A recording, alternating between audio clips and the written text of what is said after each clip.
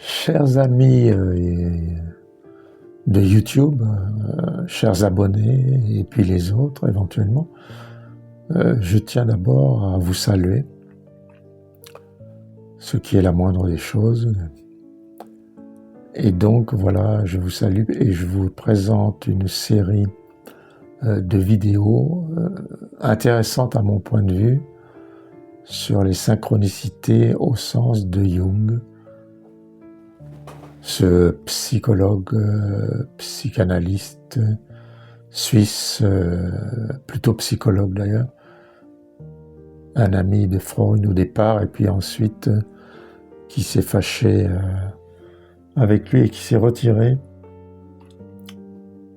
pendant de nombreuses années pour en quelque sorte méditer et penser et écrire des choses extrêmement fortes sur la nature humaine, qui sont particulièrement intéressantes et particulièrement significatives, et qui, entre autres, parmi ces nombreux travaux, parlent de synchronicité, qui n'est pas un hasard, parce qu'il y a quelque chose de mystique dans la notion de synchronicité, et qui fait que c'est quelque chose d'absolument extraordinaire, qui dépasse l'imagination, qui dépasse l'entendement, qui dépasse tout ce qu'on peut attendre sur le plan presque magique, je dirais, avec un côté divin, incroyable, qu'on soit croyant ou non d'ailleurs,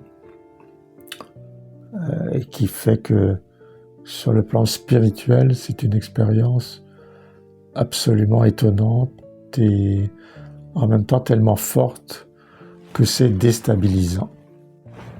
Et par conséquent, arrivé à Hanoï, je prends pas un taxi, comment on les appelle, ces trucs en moto, un tuk-tuk en Thaïlande, mais la même chose, quoi, disons, au Vietnam, à moins que ce soit un cyclopousse, il y en avait encore à l'époque. Peu importe, je donne l'adresse au tuk-tuk, au cyclopousse, et on cherche l'hôtel. Je précise qu'à cette époque, il n'y avait pas de téléphone portable, c'était début des années 90 bien. Arrivé à l'hôtel, à la réception, on m'a dit non, il n'y a pas de chambre libre et par conséquent, il n'y a pas de place pour vous. Désolé. Donc je dis ça à mon moyen de transport et puis dans ma tête, je pense adieu les Vietnamiens, adieu les Australiens, je les reverrai plus jamais. Ce qui m'avait attristé d'une certaine manière, je dois dire. Mais bon, voilà. Hanoï est une ville très grande, déjà à l'époque, avec des centaines d'hôtels. Donc on fait une recherche et on tourne pendant 1h30 à la recherche d'un hôtel. C'était 7h du mat environ, et on cherche quelque chose, une chambre, quoi, pour quelques jours. Et 1h30 après, j'arrive dans un hôtel, et puis je vois à la réception, on m'a dit oui, il y a une chambre, je me souviens encore du prix, c'était $13. Vraiment pas cher, c'était pas un hôtel bien luxueux, hein, mais suffisant pour moi. Je voyageais souvent, pas à la routarde, en routard, et parce que j'étais encore dans ma pensée de l'histoire. Et donc, je dis c'est ok. Et puis, j'avais des vêtements à laver après mon séjour à Hue, un jean en particulier, quelques chemises. Parce que j'avais pas beaucoup de rechange. Et donc, j'avise une femme de ménage, c'était la coutume dans ces pays à l'époque, comme en Afrique où j'avais travaillé, de donner son linge aux femmes de chambre, moyennant un petit cadeau, bien entendu, une rétribution. Et donc, je lui laisse et je lui dis quand est-ce que... Je lui dis, je vais faire un tour visiter Hanoï pour commencer. Et puis, elle me dit de repasser vers 5-6 heures, que le travail sera terminé et que le jean sera sec. Donc, je visite Hanoï et puis, je pensais quand même à mes Australiens. J'avais vraiment une très grande envie de les revoir. Et donc, je visite Hanoï pendant 2, 3, 4 heures, etc. Et puis,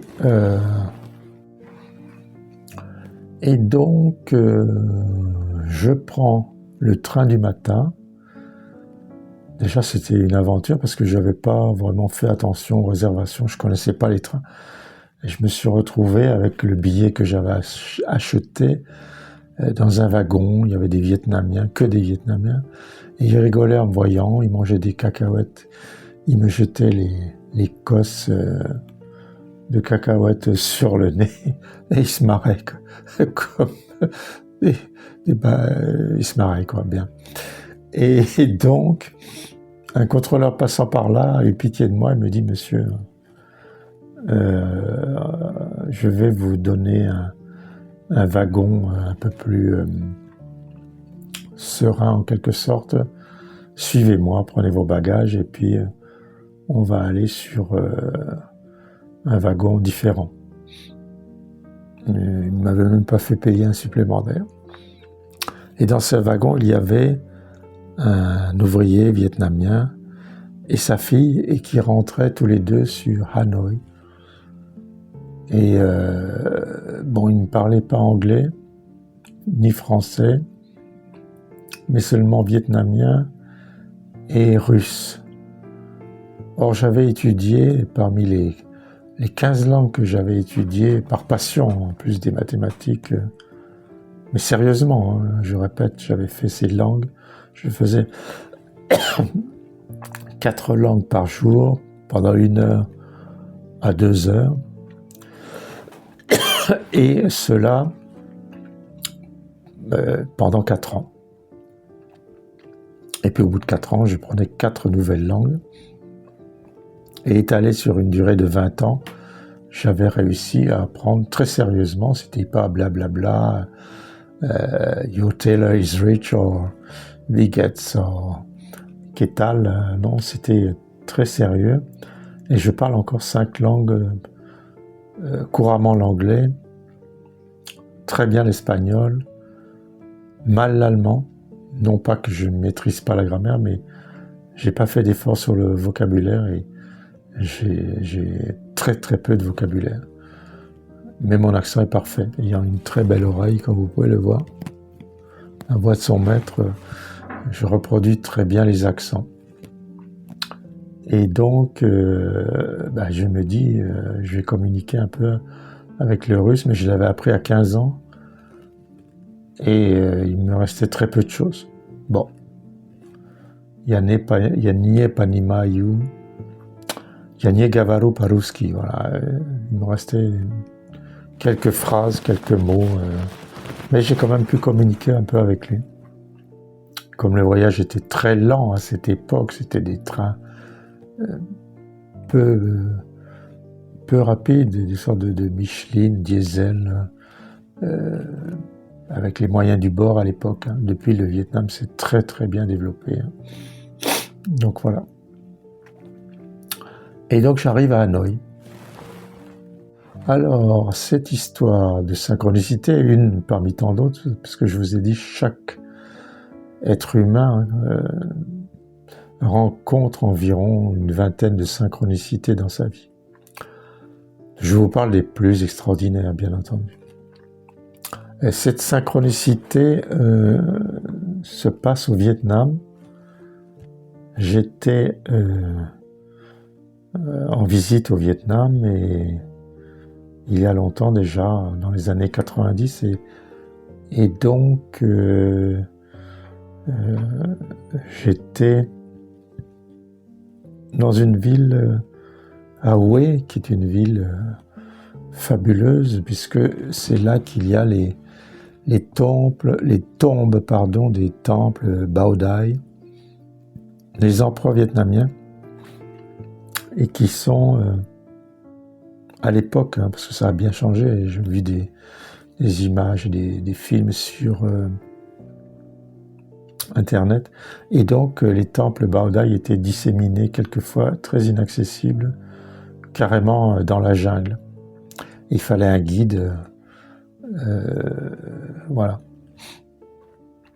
Donc j'avais pris un guide avec un scooter, comme il se doit, et qui m'avait piloté. J'étais à l'arrière du scooter et qui m'avait piloté pour visiter ces temples. Et il y a un couple d'Australiens qui m'avaient demandé, ils avaient un scooter qu'ils avaient loué, s'ils pouvaient me suivre. Et je leur ai dit, mais bien entendu, vous pouvez me suivre. Et voilà, donc on avait visité les temples, un ou deux, je ne sais plus, absolument extraordinaires. Avec certains, avec des guerriers en pierre, à l'image du site qu'on connaît en Chine, très sérieux, très connu, une fouille archéologique qui avait fait découvrir ces milliers de guerriers, ces centaines de guerriers en pierre. Et donc je m'étais lié d'amitié avec les Australiens, et puis je prenais un train du matin le lendemain pour aller sur Hanoï. Or, les Australiens voulaient également aller à Hanoï, et on avait décidé de se retrouver là-bas. Et donc, il y avait un Français qui venait de débarquer à Hue, qui venait de Hanoï, qui nous avait donné l'adresse d'un hôtel, et je l'avais partagé avec les Australiens pour se retrouver là-bas. Donc là, je vais vous raconter une histoire. Je règle un peu mon chapeau, mon Borsalino d'ailleurs. J'avais toujours eu envie d'avoir un chapeau, un Borsalino, du coup j'en ai deux. Parce que c'était un chapeau qui me faisait rêver. J'ai jamais trop eu les moyens de me le payer, puis un jour je me suis dit tant pis, j'en achète un et deux même, parce que j'étais chez Miel, ça s'appelle Miel, à Barcelone, qui est pas très loin de chez moi, ici à Arles-sur-Tech, et donc j'avais décidé d'aller dans cette chapellerie très connue, fréquentée même par des Américains, c'est vous dire, et hommes et femmes d'ailleurs. Et puis j'avais demandé s'il avait des Borsalino, et bien entendu il en avait. Et puis je me suis laissé tenter, je l'aimais pas souvent en réalité, je l'aimais pas quand je sors. Je ne sais pas pourquoi d'ailleurs, mais peut-être c'est un peu cher pour mettre dans la rue. J'ai peur qu'on me le vole, très franchement, j'ai peur qu'on me le vole.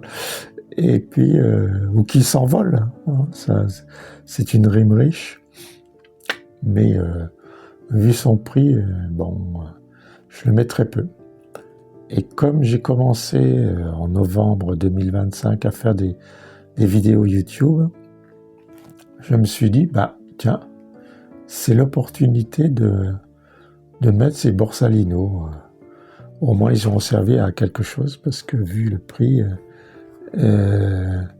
ça vaut vraiment le coup de les mettre, quoi. D'ailleurs, tout à l'heure, en m'habillant, parce que j'ai une sorte de costume de scène, entre guillemets, pour présenter mes vidéos, et avec des chemises un peu sophistiquées, à col relevé comme ça. Je ne sais pas si on peut appeler ça col Mao, je me souviens plus. Mais en tout cas, donc ce costume de scène se résume à une chemise. Les cigales sont des belles chemises. Hein. que j'avais acheté aussi en Espagne. Les Seagull, ce sont deux créateurs barcelonais de très grand talent qui choisissent des tissus absolument extraordinaires et qui font aussi bien pour hommes que pour femmes des vêtements dingos, quoi, avec un génie de la création extraordinaire. Donc je mets cette chemise et il me revient que j'ai aussi des vestes que j'ai jamais mises parce que dans mon métier en mathématiques, ça se fait pas trop de s'habiller en costume cravate, ce que je regrette, mais bon, c'est une sorte de tradition de, j'allais dire, de simplicité, quoi. C'est ça les scientifiques, généralement, on n'est pas accro à s'exhiber avec des beaux vêtements. Moi, j'ai toujours aimé m'habiller bien, mais bon, je n'ai jamais profité. Donc, je disais que j'ai quelques vestes que je vais faire à Madagascar, chez un tailleur, donc sur mesure, qui sont, comme j'ai pas tellement, même s'il y a 30 ans, j'ai pas trop grossi, comme vous pouvez le voir. C'est ma nature, ce sont mes gènes, je ne sais pas trop quoi.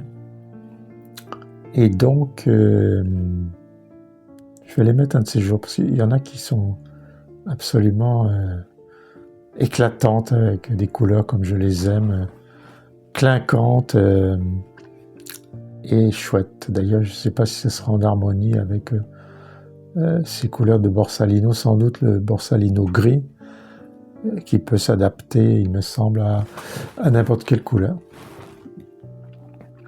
En conséquence, je reviens à nos moutons. Et puis, donc, je rentre à l'hôtel. Évidemment, je m'enquiers de savoir si mon jean est sec, donc je me mets à la recherche de la femme de chambre. Et j'avais repéré l'étage où elle exécutait en quelque sorte ses menus travaux de lavage et de repassage. Et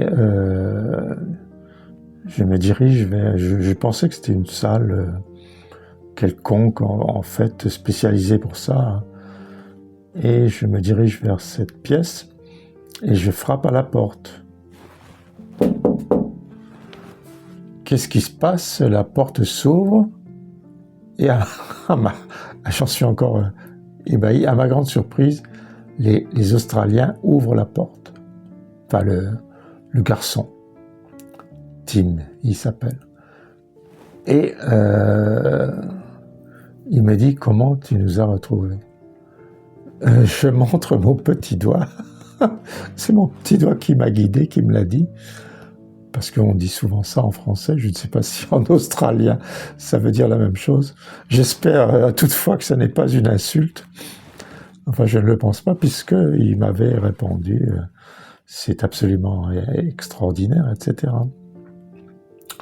Et donc, ben voilà, j'avais retrouvé les Australiens, et le lendemain, on avait décidé ensemble de visiter la baie d'Along, ce qui est une histoire absolument incroyable. Donc cette synchronicité, en réalité, c'est parce que je pensais très fortement à eux. Je ne sais pas si c'est une transmission de pensée. C'est plus qu'un hasard, bien entendu, parce que il n'y a pas le lien de cause à effet entre le fait d'arriver là et puis de les trouver derrière la porte, alors que c'est complètement autre chose. J'étais guidé par retrouver mon jean, en quelque sorte. Et donc, je suis resté, comme on dit, comme deux ronds de flanc devant cet événement incroyable, extraordinaire, stupéfiant, magique, divin. On peut y mettre tous les qualificatifs. 30 ans après, j'y pense encore. D'ailleurs, je vous raconte ça sans préparation, sans prompteur, sans rien, tellement c'est ancré dans ma tête et tellement c'est extraordinaire et tellement ça m'a ému, touché, bouleversé, je dirais même. déstabilisé aussi. Hein. J'ai été vraiment marqué par cette série de synchronicités, dont celle-là qui est parmi les plus représentatifs de la série de synchronicités que j'ai vécues, parce que une des plus significatives. Voilà, chers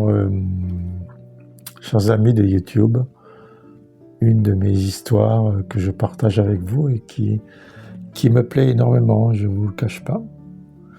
Donc ça me fait plaisir de la partager. Merci pour votre écoute et merci pour votre patience et à bientôt.